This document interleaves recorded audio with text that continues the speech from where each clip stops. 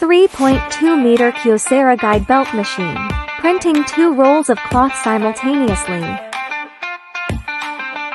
Printing resolution 1200 dpi. Printing speed 1010 meters per hour.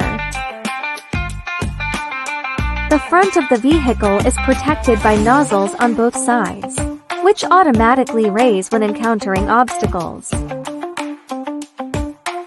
The operating software is stable and intuitive.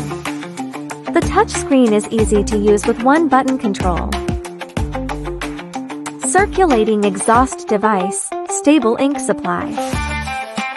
The magnetic levitation guide rail has high precision, ensuring that it does not deviate from its course.